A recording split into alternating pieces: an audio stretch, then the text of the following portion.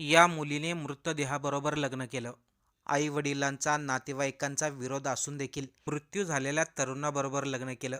त्याचं कारणही तसंच आहे. ही धक्कादायक घटना घडली आहे नांदेड शहरामधील जुना गंज भागामध्ये. त्याचं झालं असं की आचल आणि सक्षम ताटे हे गेल्या 3 वर्षापासून एकामेकांवरती जीवापाड प्रेम करत होते. आचल आणि सक्षमला लग्नही करायचं होतं, पण ही गोष्ट आचलचे वडील आणि भावाला मान्य नव्हती.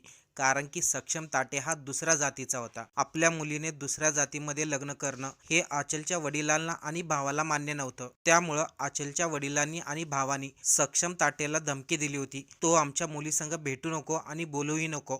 परंतु आचल आणि सक्षम या दोघांना तर लग्न करायचं होतं. त्यामुळे आचलच्या वडिलांनी आणि भावानी सक्षमला अगोदर गोळी मारली.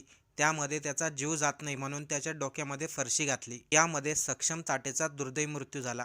पण या मृत्यूनंतर आचलने मात्र सक्षमच्या मृतदेहाशीच लग्न केलं. आचलने सरकारकडे विनंती केली आहे, माझ्या वडिलांना आणि भावाला फाशीची शिक्षा व्हायला हवी. आमची कोणतीही चुकी नव्हती, फक्त आम्ही एकमेकांवरती प्रेम करत होतो. वडिलांनी आणि भावांनी जे केलं ते खूप भयंकर आहे.